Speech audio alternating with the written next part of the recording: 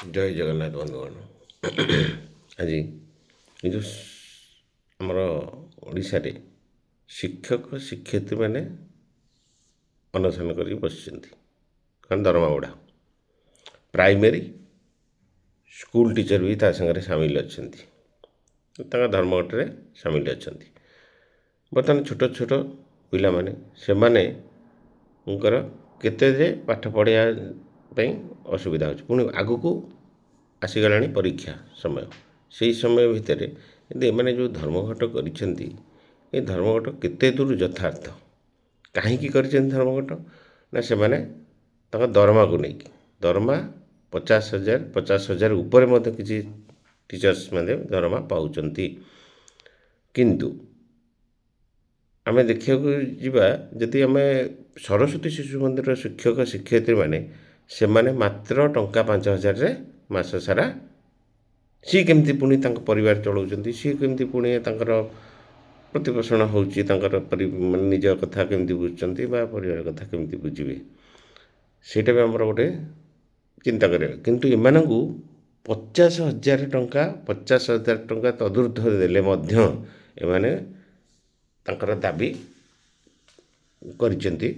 ଏବଂ ଯଦି ତୁମେ ଧର୍ମଘଟରୁ କରିକିରି ସରକାରଙ୍କ ଉପରେ ପ୍ରେସର ପକାଇବ, ତାହେଲେ ଆଗାମୀ ଦିନରେ ଏଇସବୁ ଜିନିଷକୁ ନେଇକି ବହୁତ ଗୁଡ଼ାଏ ଅସୁବିଧା। ମୁଁ ଦେଖିଛି ବିଗତ ଦିନରେ ମାନେ ମୋର ଯେତେବେଳେ ମୁଁ ଛୋଟ ହେଇଥିଲି ଏବଂ ସ୍କୁଲରେ ପାଠ ପଢ଼ୁଥିଲି, ସେତେବେଳେ ଆମର କୌଣସି ଟିଚର ରାଜରାସ୍ତାକୁ ଆସିବା, ଧର୍ମଘଟ କରିବା ଏସବୁ କିଛି ଜମା ହିଁ ନଥିଲା। ଆଉ ସେମାନଙ୍କର ସବୁବେଳେ ଅଲଗା ଚିନ୍ତାଧାରା ଥିଲା ଯେ ମୋ ପିଲା ମାନେ ତା'ର ସ୍କୁଲର ଯେଉଁ ସ୍କୁଲରେ ସେ ପାଠ ପଢ଼ାଏ, ତା'ର କେମିତି ଭାବରେ ପିଲା ଭଲ ପାଠ ପଢ଼ିବ, ପିଲାର କେମିତି ପାଠପଢ଼ାରେ ଅଗ୍ରଗତି ହେବ, ସେ ଦିଗରେ ସେମାନେ ଚିନ୍ତା କରୁଥିଲେ। ଏବଂ ମୁଁ ଜାଣିଛି ଆମର କୋର୍ସକୁ ସେ ଛୁଟି ଦିନରେ ମଧ୍ୟ ଡକେଇକିରି ଏକ୍ସଟ୍ରା କ୍ଲାସ୍ କରିକିରି ଆମକୁ ସାରନ୍ତି।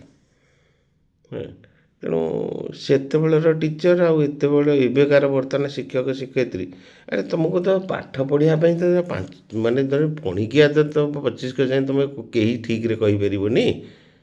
ଆଉ ତୁମେ ପଣିକିଆ ବି ପାଠ ତୁମକୁ ପଚାରିଲେ କହିବନି। ତୁମେ ବିଭିନ୍ନ ପ୍ରକାର ଆମର ଏଇ ୟୁଟ୍ୟୁବ୍ ମାଧ୍ୟମରେ ଆମର ଆସୁଛି ପୋଷ୍ଟ, ତୁମକୁ ଯେଉଁମାନେ ସବୁ ପଚାରୁଛନ୍ତି ଯାଇକିରି ମିଡ଼ିଆ ଭାଇମାନେ, ତୁମେ ସେଠି ତାଙ୍କୁ ଲୁଚୁଛ, ତାଙ୍କୁ ସ୍କୁଲ ହତା ଭିତରେ ପୁରେଇ ଦେଉନ, ତୁମର ପାଠ ପଢ଼ାର କେତେ ଦୂର ତୁମେ ପାଠ ପଢ଼ିଛ ସେଇ ଜିନିଷଟା ଏଥିରେ ପରିପ୍ରକାଶ ହେଉଛି ଏ ଭିଡ଼ିଓ ମାଧ୍ୟମରେ। ଆଉ ତୁମେ କି ଶିକ୍ଷା ଦେଉଛ, ତାକୁ ଚାହିଁ ସରକାର ବହୁତ ଅଧିକା ଦେଉଛନ୍ତି। ଯେତିକି ଦେଉଛନ୍ତି ସେ ଅତି କମ୍ ନୁହେଁ, ବହୁତ ଅଧିକା। କାରଣ ମୁଁ ପୁରା କହିଲି, ସେଇ ଯେଉଁ ପ୍ରାଇମେରୀ ସ୍କୁଲ ଟିଚର ହୁଅନ୍ତୁ ବା ଏମାନେ ଯେଉଁମାନେ ଧର୍ମଘଟ ବସିଛନ୍ତି, ତାଙ୍କଠୁ ବହୁତ କମ୍ରେ ଭଲ ଟ୍ୟାଲେଣ୍ଟେଡ଼ ଛୁଆ ଅଛନ୍ତି।